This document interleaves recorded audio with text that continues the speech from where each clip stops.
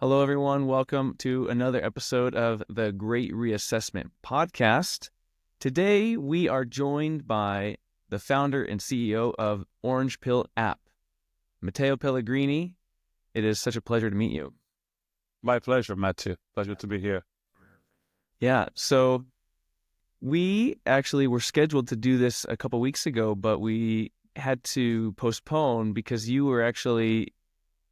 had to evacuate because you're based in LA. Yes, I was very close to the fire. Thankfully, the wind wasn't blowing south, so we got spared. But yeah, we were pretty close to the fires. Yeah, so I just to kind of start our conversation, like what was that like? Was there any notice that these fires were starting and they were gonna get as bad as they did? I found out the same day. I literally found out because I was driving and I saw these big clouds at like 4 p.m. And then somebody from Nashville told me, "Hey, how are you doing with the fires?" And I'm like, "What are you talking about?" And then I I link the big cloud to the fires, and that's when I start paying attention. Then I start driving around, and then I could see the fires, from a road close to my house. And so, you don't know how big they're gonna get, right? And then the wind was very strong. That's the problem. That's why they become such a big fires, is because of the wind was like 100 miles an hour wind. So it spread really fast. But yeah, it was. I wouldn't say it was scary, but I definitely didn't sleep on Tuesday night, and then on Wednesday we decided to just leave. For a couple of almost a week, we just evacuated because I have family, young children, so you don't want to risk it. Yeah, I mean, it was just devastating. I saw a lot of the pictures and it looked like a war zone. And compared to the great Chicago fires, however many hundreds of years ago, like this was 4 times, 5 times as big. Yeah, it's LA is built in the middle of nature, so there's a lot of incompetent leaders that we have in this state. And so mistakes compound and eventually you have to pay the bill. And so, yeah, I think it was one of the biggest, if not the biggest fire in the United States. Wow, man, that's absolutely insane. Well, today is January 20th, and just a few hours ago, the United States we have a new president, Donald Trump. Just kind of want to get your take on like how would you describe the times that we're living in right now? I think in 100 years from now, they will look back at the 2020s and say, like the same way we look back at the World War II, World War One, those times, and it's like, wow, a lot of things happen in couple, COVID, Russia, Ukraine, AI, president almost assassinated, president almost jailed, then he won the election. It's a very chaotic time, and it could go very bad or it could go very good. It's like it feels it's like we're in a fork in history where we can take a dark turn or a very bright turn. And I'm optimistic. I'm always optimistic, and I'm a big supporter of President Trump, and so the hopes are high, and the let's say we have all the pieces in place to have actually a great decade ahead of us. Yeah, I agree. It's like, and there seems to be a level of optimism in the air.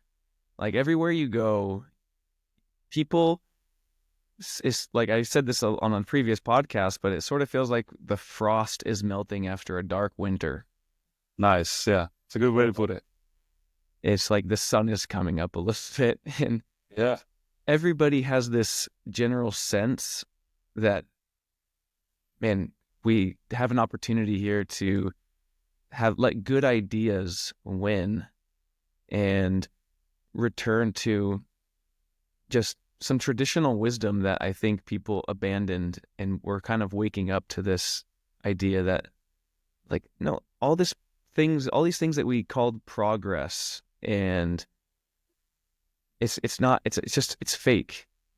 And people are Mm. sort of trying to return back to some traditional wisdom of the past, that the great ideas that built great civilizations. And like, one of the things that Trump said today in his speech was that there are only two genders, male and female.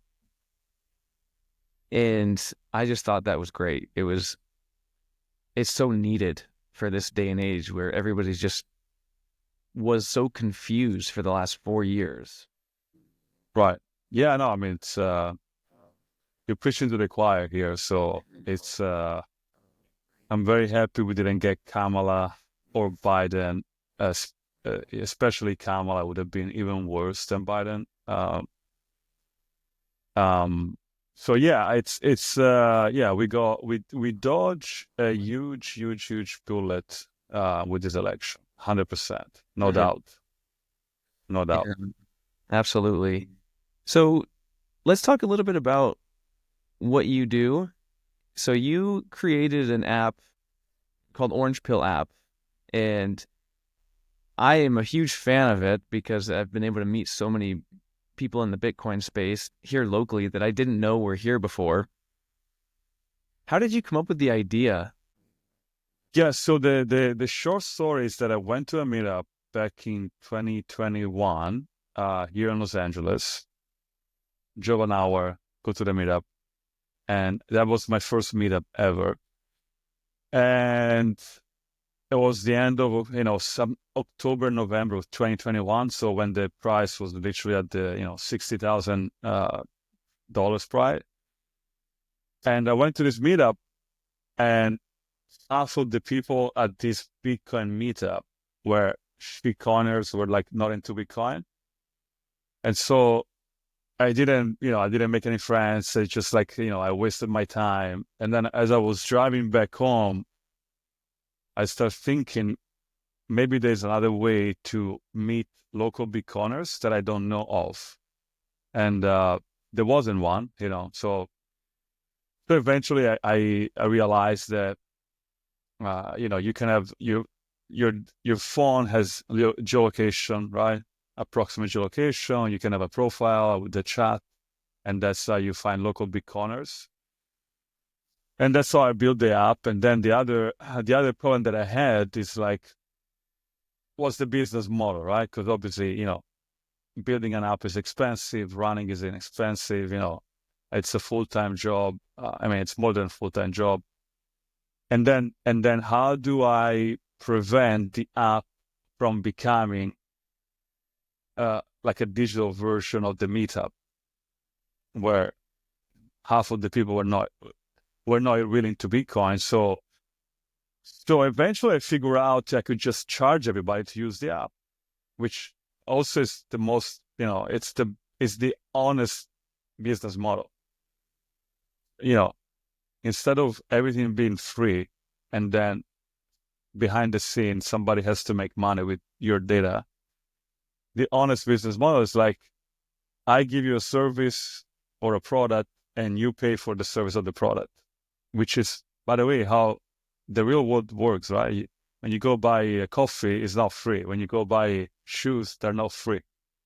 Um, and so the app has been fully paywall from day one, which, as far as I know, is that I'm the first person to do that. It's pretty crazy, right? Because social network, you want to have people.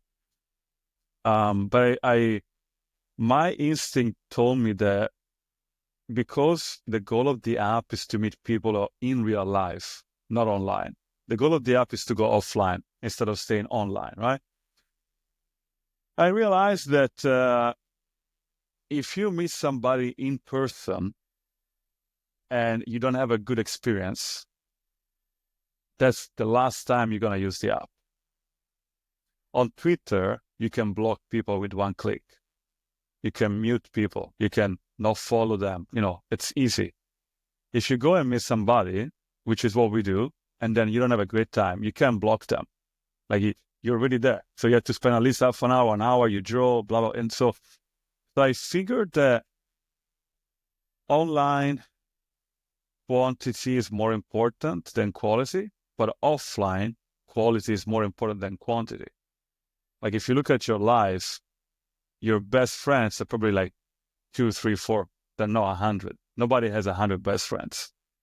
And so, so we always optimize for quality, which is also what the paywall does, right? Because there is a paywall, some people, obviously we don't get scammers, we don't get spammers, we obviously don't have any bots, impersonators. We do get some shit coiners every now and then, because it's $5 a month. It's not exactly, it's not gonna break the bank. But instead of getting half shit coiners, we get maybe 2% of shit coiners, which is much better. And so we launched November 2022, literally at the bottom of the bear market. And now we have 15,000 members. I think we're gonna pass 15,000 members today or tomorrow, this week for sure.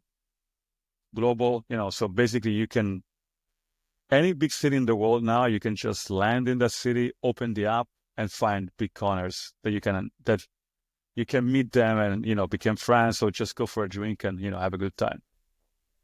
Yeah, it's so cool. I mean, was it intimidating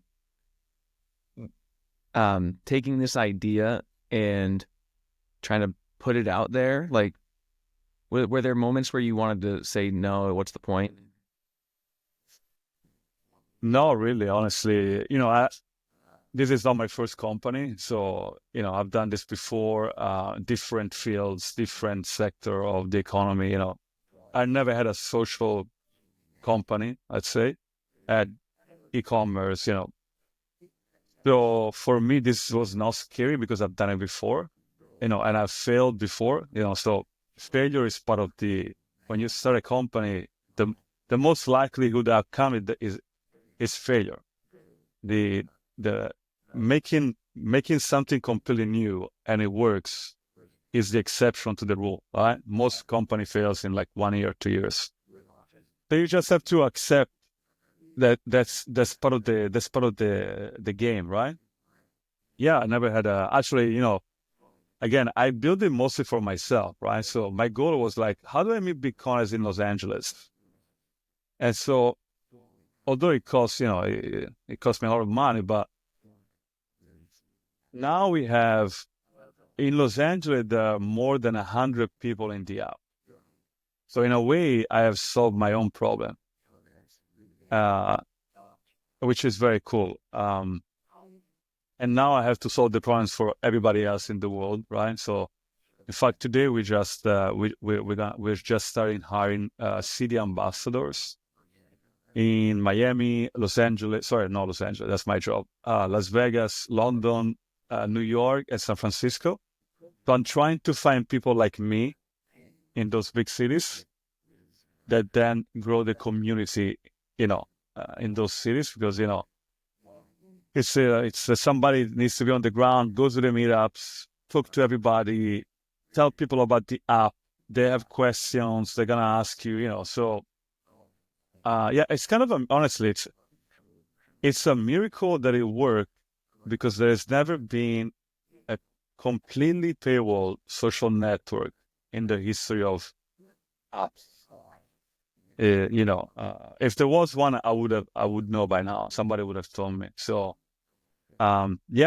it's sometimes you have, you think that something should exist, but it doesn't exist, and your job is to create that. And until you've done the job, you cannot say, "Oh, I shouldn't have done that." You should do it and find out. And maybe it was a bad idea, right? We don't know. But you can't give up before you even try. Otherwise, things don't happen. Yeah. What were some of those other business ideas or business projects in the past that you had that didn't work out? So many. I mean, so many, man. It's a long list. What's the most memorable one? Well, one The funny thing is that all of my failed ideas, which I launched it's not just ideas, all of my failed projects, now somebody has have done it successfully. So sometimes you're just early. Sometimes you're just too early, right? So for example, Orange Philip, um, I think maybe there is 1 million Bitcoin max in the world, maybe, probably less than that. But so it's a very small, it's a very small market. But 1 million, it's okay. If I launch Orange Philip 5 years ago, 6 years ago, it would be like impossible because there's not enough people in Bitcoin to justify the thing. So sometimes you're just early, but I had so one app that I launched in 2018, 2017. No, must be before that. 2014 was a landlord review app. So the same way you have Yelp for like businesses, so Yelp for landlords. So then when you're looking for houses to rent, you can see what is the landlord score. Didn't work, and many. Sometimes I forget how many I had. Another one that it's actually, I was thinking the other day because, now there's this meme coins, like Trump launched a meme coin, right? The other day. I kind of had this idea before I even knew about Bitcoin, like 10 years ago, that you should, it's funny. I almost launched, I don't remember. But the idea was that you could buy, so let's say you discover a musician early and you think that musician is going to become a big deal. There is no way for you to invest in that musician unless you are the manager. But it would be cool, like if you could buy a token of a musician that you think is going to go up in value. So that was one of my ideas, like even before I knew about Bitcoin, right? I didn't know about blockchain, any of that stuff. So it wasn't even feasible, but there was another idea. Anyway, there's so many, but those are two that I tried. Didn't work. Yeah, I mean, the one about the landlords, that seems like is somebody currently doing that today? Yeah. Somebody's doing it successful. As somebody told me a few years ago, there is an app that I don't remember the name, but I think if you can Google, if you can Google now, you can find it. Yeah. What is like step number one? Like, can you just, because I do not come from a developer world. I have like no idea how to code. Like step number one to like code an app. Is there like a website you go to and you just type in the code and you press a button and hit launch and all of a sudden it's now on the App Store? Like, where do you go So, do that? well, so I'm not a developer myself. Um, I am too good looking to be a developer. I hope developers don't listen to this podcast. Anyway, I'm joking. Uh, I have, thankfully, I have really, really talented developers. But yeah, I mean, you code the app, and then the way it works, once it's finished, you submit the app to Apple or Google, and then they have to approve it before it goes into the App Store. So, for example, Orange Pill app was rejected 7 times in a row when when we told Apple, hey, we want to launch this app, it's brand new, right? So they review it, and it took us 7 times. I almost didn't make it in time because we had so Pacific Bitcoin as the conference doesn't exist anymore, but in Los Angeles, Santa Monica, we had scheduled to launch the app at Pacific Bitcoin 2022, which was on a Wednesday, and the app was approved on a Monday after 7 rejections. So basically, the weekend we didn't sleep. We tried, because Apple doesn't. The funny thing is that Apple doesn't tell you every single problem. at once.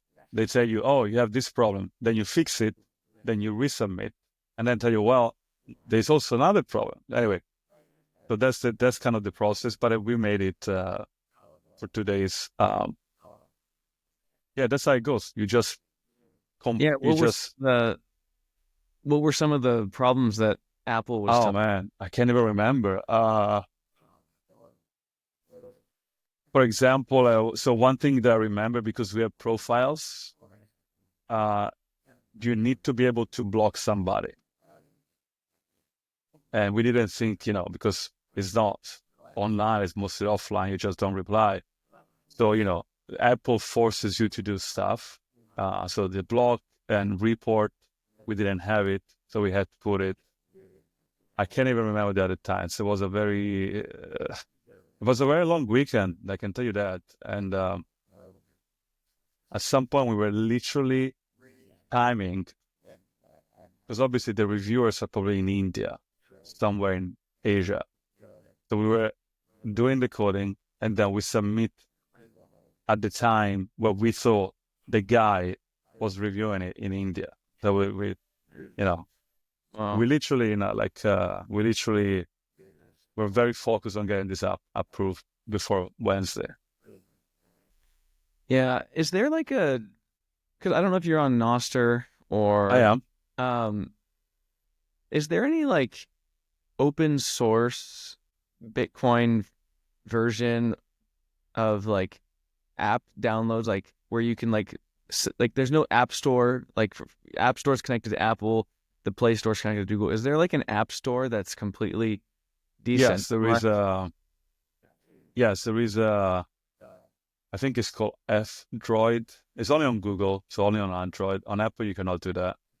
But yeah, so for example, if you go on our website and you go to the footer, you can download the APK, which is Android package something, and you can download the app on your phone directly to the website. So you don't have to go through the Google Play Store. Hey, well, I notice you have a lot of books behind you. Are you an avid reader? I used to when I had more time on my hands than now. But yeah, I like to read, as much as possible. I enjoy reading. Like just the easiest, you buy a book for $10, it might change your life. So, What are your favorite books? well, there is 3 books that I think everybody should read. It's *Sapiens* by what's his name? Haval Hurari, the I've heard of that. Israeli, yeah, *Sapiens*. *Fooled by Randomness* by Taleb, and then *Price of Tomorrow* by Jeff Booth. So you mentioned the book Sapiens. I know a little bit about that because I have a student in where I teach who's been talking about that book, and it's it's really impacted his thinking. Right. Yeah, it's a book. Basically, the thesis is quite simple. Is that why do humans have come to dominate the world? We're not the strongest animal. We're not the fastest animal. You know, if you put one man or one woman into the jungle, it wouldn't last long, right?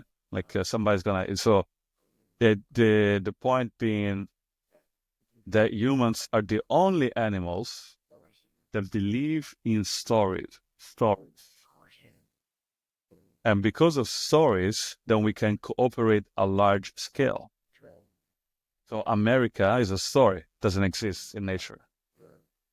And so, but if you're American and American, we can now go, we can like religions, like the biggest story, right? No.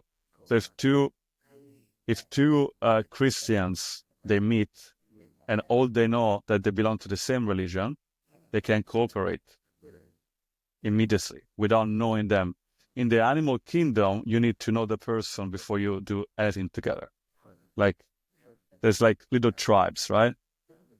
And so that's what that's what caused us to become the dominant species on the planet, because we can cooperate at very, very large scales, like millions of humans, like World War II, like millions of armies. And so that's the thesis of Sapiens, which is like, we believe in stories. Almost everything is a story. Also, Bitcoin is a story, by the way. That's what most Bitcoiners don't like to hear, but it's just a story.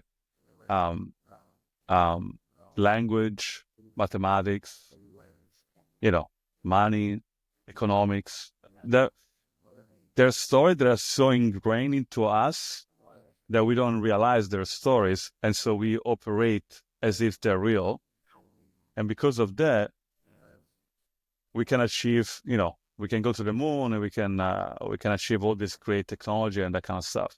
So that's the thesis of the book. Yeah, that's remarkable. I might need to read that, because there's a lot of people that were talking about it. I've also, so I've been following you on X/Twitter for a while, and you've had a few postings about Jesus. And I'm just wondering, are you a Christian yourself?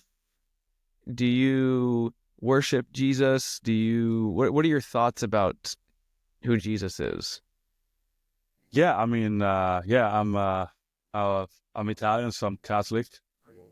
And, I was raised very religious in a very religious family. And then I was an atheist in my 20s, like most people, when they become 20, they think they're too smart to be religious. And then one of the way I got back into religion is actually through the book Sapiens, because that kind of give you like a reasonable understanding of religion, which is not, the man in the sky, like this childish version of religion that most atheists have. Yeah, I mean, so yeah, I believe in God. I believe in Jesus. But even if I didn't, like as I used to not believe it, it is remarkable that Jesus, he's the most influential person in the history of humankind. Like everybody pretty much agrees with that. Like even if you're not a religious person, you have to wonder, how come this guy, which if you're not religious, he's just a regular guy, right? This guy that lived 2,000 years ago only worked for 3 years, like from the age of 30 to 33. That's his minister was only 3 years. They didn't have technology. There was no telephone. There was no printing press, right? So how come this guy in the middle of the desert ended up being the most influential person in history if he was not the Son of God? The odds are not favorable, are not good. So, the coronavirus, uh, the coronavirus that came from Wuhan, the odds, I always knew that it came from the lab, right? That's why one of my favorite books is Fooled by Randomness. So if you read Fooled by Randomness, you understand a little bit about probabilities and statistics. The odds that a coronavirus was accidentally created 500 feet from a coronavirus lab are basically zero. The most likely explanation is that the coronavirus from Wuhan came from the coronavirus lab in Wuhan, right? So it's commonsensical. So basically, there's a famous. So Christopher Hitchens was a famous atheist, philosopher, writer, and it's funny because he said, extraordinary claims require extraordinary evidence. And that's how you used to argument to dismiss religion. In reality, you can use the same argument to prove religion. So the same way, to say that Jesus was not the Son of God, it's an extraordinary claim, because his impact in the impact of Jesus on earth has been extraordinary, obviously. And so the claim would be that a random guy in the middle of the desert had an extraordinary impact in the world because he was just what, lucky, or it's hard to explain, right? The most likely explanation is that the guy that said, "I am the Son of God," and then he had an impact in the world as if he was the Son of God, it's the Son of God. That's the most likely explanation, even if you're not religious. And so you can reason through this question and arrive at the conclusion that Jesus was the Son of God, even if you don't believe in the Bible. You don't have to read the Bible at all, right? You don't have to go to church. You just look at the evidence and say, okay, what are the most likely explanation for this phenomenon? And, it's also, think about this, right? So there's been 100 billion people in humanity. At least 100 billion people have been alive, have lived on Earth, including emperor, kings, scientists, Einstein. Of all these people, of all the 100 billion people, Jesus beat everybody else. To me, it's kind of like, and he said he was the Son of God. And, so, yeah, so you can just use this kind of deductive reasoning. Obviously, there is no proof. Otherwise, it wouldn't be called faith. If you had proof, you don't need faith. You can just check the evidence. But you can just derive. You can just derive the evidence from reasoning.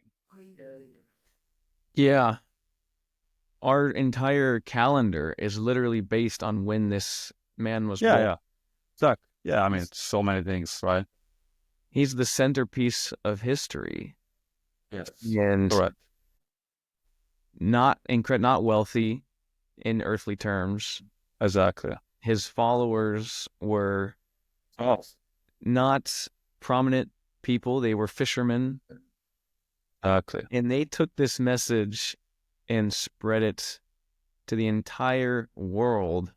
Yes. And we are still, like, no matter how much how much innovation we achieve and how much progress we think we've had, we are still subject to Jesus and his apostles.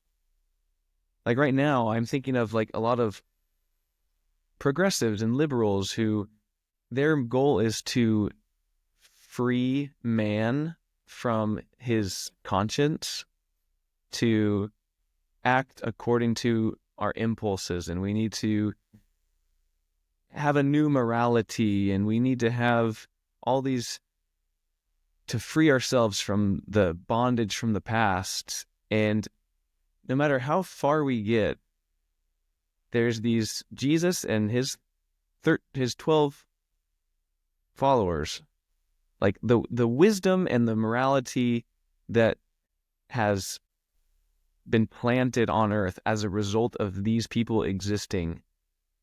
We can never escape the shadow of that. Yeah. It's like people that say, well, I'm not religious, but they were born in the 80s in America, mother and father religious. They went to religious school. You don't claim not to be religious if you were raised as a religious person. It doesn't matter what you think you are. It's like saying, I am not Italian because I don't live in Italy anymore. But of course I'm Italian, right? Because all my education, all my cultural upbringing was Italian. It's it's a way for people to escape responsibility. I think it's a way for people to escape being responsible for your actions. I think that's what it is, right? So they come out with all these new rules. Oh, doesn't matter. Like, what was the thing that being fat is healthy, right? What was the thing? What is it called? Body positivity. Body positivity. It means you don't have discipline to eat well. You don't have discipline to work out, but you don't want to feel bad about it. So we're going to give you an illusion now that being obese is fine. And, or being lazy or being, whatever you want to, that's a way for humans to cope with their weakness. Instead of trying to address them, you redress them as virtues. But eventually, what happens? You have to come back one way or the other. Because, like, for example, these the fires in Los Angeles, they're also a result of this weakness that were elevated as virtues. Like the mayor of LA is a black woman. The chief fire is a lesbian woman. I'm nothing against women, of course. I mean, the governor of California is a man, it's a clown. So it's not about, but however, if you elevate gender or sexuality over competence, eventually you're going to pay the price for it. And then you're going to go back to, okay, guys, we need to go back to electing competent leaders, not because they're white or black or women or men. It doesn't matter. So eventually it's a cycle, history is a cycle. And, we're never going to, there's always going to be cycles of depravity, morality, I'm sure you see the meme, great men create good times create weak men. You can apply that meme to a lot of things. Yes, you can. I think, this is my opinion, I think we're on the brink of a renaissance right now. If you want to call it an awakening or a cultural revival, you call it what you will, but I think we're on the brink of a real renaissance in the sense that ideas are able to be spread and people can interact with them. And I think when that happens, you have cultural regeneration, because you look at the same thing that happened with the printing press. Ideas were able to spread like never before. Right. And as a result of that, you have the Renaissance. You have the Protestant Reformation, because ideas were able to spread. Now that the internet is maturing and a lot of the censorship that was taking place has sort of been lifted, ideas are really spreading and the good ideas win. And we're seeing a maturing of the internet in the same way I think you had a maturing of the printing press spread. Now ours is different because we are not typographic thinkers anymore. We are visual, image-based. So I don't think our mental capacities are like what they used to be. But the same thing is happening where people are able to judge for themselves what is right. And those ideas are gaining prominence. And that's what's really helping sway the pendulum in the other direction back. And I think we're going to see a flourishing of good ideas. Yeah. It's you get good ideas, you get bad ideas, right? That's how it goes. And then usually the good ideas win in the long run. That's my reading of history. It's very interesting, right? Like the Nazi have been defeated, the communist has been defeated. They're still dictators, of course, but somehow history tend to more freedom than less freedom, right? If you look at the arc of history, we used to have slavery all over the place. Now we have, less slavery. women couldn't vote, black people couldn't vote, all kind of stuff. Yeah, humankind tends towards more freedom. That's something that I've noticed. So yeah, it's not a straight line, obviously. You have period where it goes down, but overall the trend is positive, right? Yeah. One thing I saw recently is that, like, for the first time in 50 years or something, can't remember the exact name of it, but divorce rates in the United States have gone down. That's good. And I think, like, what is the cause of that? I mean, it could be that less people are just getting married who should have never gotten married in the first place. But I think either way, it's good. Yeah, And I I think agree. that's one sign. Um, let's go back to Bitcoin for a second as we begin to wrap up a little bit. What do you think, like, why is this moment so pivotal for Bitcoin, and where do you see things going? Where do I see things going? Sorry. What's your gut feeling? Well, I think this incoming administration is going to be positive for Bitcoin, overall. Um, I mean, it's going to be better than the previous one for sure. Doesn't take much, right? So that's going to help. Like we're going to launch, for example, we're going to launch a Bitcoin wallet in the app that we couldn't launch until yesterday, basically, because of the regulation environment in the United States was not favorable to Bitcoin companies. And so, yeah, I mean, I'm very bullish on Bitcoin, short term, long term. It's not inevitable, as some people like to say. It's almost nothing is inevitable, but the chances are really good, especially now, right? Um, the price is gonna go up. I mean, I subscribe to the power law model. I don't know if you've seen it, but the price is gonna go up, not suddenly. This idea of gradually then suddenly is not true. Parabolic, exponential, S curves. I don't believe in them at all. It's gonna be gradually, but that's the way you want. That's how the system is sustainable. The things that go up fast, they die fast. You know, so you want to have a growth that is sustainable, which so far Bitcoin has been doing that. So that's great, and I think it will continue for a very long time, maybe forever. We don't know. Um, yeah, I mean, we're definitely in history making times, 100%. What is the Bitcoin space like in Italy? Like, do you have friends and relatives Uh, who are there? it's not good. It's not good. Yeah, Italy is not the place for innovation. Europe is not the place for innovation in general. Europe is not obviously. It's basically a museum, vacation. Yeah, it's not It, a place that you innovate. It's not a place for freedom, right? All the think about this. All the most repressive ideas have come from Europe, literally. Communism, Nazism, fascism, they all come from Europe. well, we were talking about that cycle just a little while ago. I mean, Europe was responsible for the Renaissance, the Protestant Reformation, which led to, the Enlightenment and the Industrial Revolution, and so much good came out of it, but they became a godless Right, society.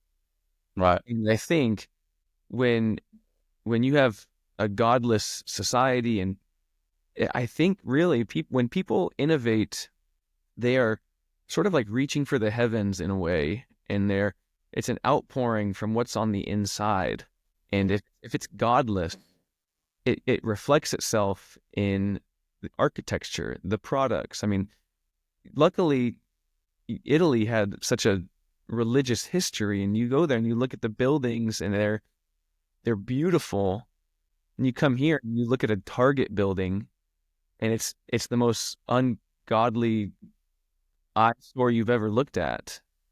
right. And maybe we're coming out of that in a little bit, in some ways, because people are getting back into churches. They're getting back into like these older sacred rites, and maybe it's just Italy needs to go through a revival if they want to.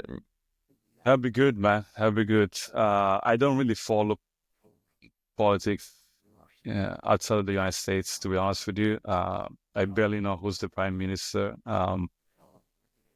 But yeah, I mean, yeah, I mean, there's going to be a revival. I mean, the prime minister of Italy, it's a conservative religious woman, which, it's a good sign. And yeah, I mean, there's another book that is actually really good. It's called Lesson of History, or a short lesson. I don't know. It's a small book, probably 100 pages.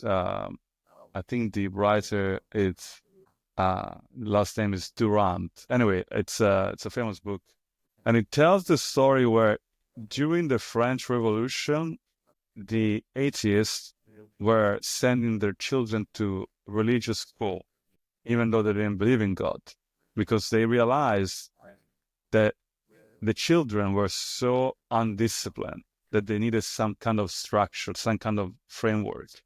And the best framework they could find is religious school. And so that's why now more people are going back to churches than 10 years ago, because the depravity at some point is too much. And then people say, okay, this is too much. We need to find some morality somewhere, and the best way to find it is in church, obviously. And so, it's a cycle. It's a cycle. And then you get too religious, and then people say, no, this is too much. We have to be free, and we have to, what is it called? The flower revolution in the 70s, right? And then it goes bad, and then it's a cycle. But yeah, we're definitely right now we're in a cycle where people are going back to traditions, 100%. Yeah, I mean, even I have a lot of people I know who are not religious, and maybe in their early 20s, they chose to be single and avoid responsibility. But now I see people in their 20s, mid 20s, who they're almost looking for that. They want responsibility. They want a wife. They want to build. They don't want to build something stupid. They want to build something that lasts. And a family is like our closest taste to what it is to like live forever, because like your kids, hopefully they'll continue living on. And it is fascinating, and they're arriving at those ideas just because of the culture shift. And obviously I believe that God is sovereign over all of it. From like your perspective here, it's people are really well poised to receive the good news. They're really well poised to receive the truth of the Bible. And because if people are coming to these timeless truths on their own without explicit like Christian teachings or whatever, man, I really see that there could be a lot of potential for just a growth of morality and virtue. And and you bring Bitcoin into all of this. If that is the money we use, what type of products will people create if they're trying to earn Bitcoin? Like, because people don't spend their Bitcoin on a McDonald's French fry. If you're gonna spend your Bitcoin, you want it to be a great product. You want to buy a building that's gonna look like something in Rome. And so people are gonna have to. There's gonna have to be a revival of entrepreneurship and creativity, and so I could totally be wrong, but I'm super optimistic. Yeah, no, me too, man. I mean, it looks good. It looks good. You never know, but I think we have, the stars are aligned, let's say. Yeah. Well, hey, man, I just want to thank you so much. And for anybody listening, Matteo Pellegrini, you can follow him on social media, but better yet, it would be to download Orange Pill app. Get on Orange Pill app. Stack friends who stack sats. So you just go in the app store, look up Orange Pill app, and be connected with like-minded Bitcoiners. And if you are listening to this and you've never even heard about Bitcoin, like now's the time to learn. And so, Yeah, nice time to learn. Absolutely. Yeah, it's Matteo, always a good time to learn. It's always a good time to learn, but I think now it's even more of a good time. I agree with that, man. And so it was so nice to meet you, man. Thank you so much for your time. And I hope, to everybody out there in LA, best of luck. I've been, praying for the people over there, and hopefully Thank you. rebuilding starts now. Yeah, yeah. Thank you very much. It's my pleasure, man. I really enjoy this. Bye. Thank you.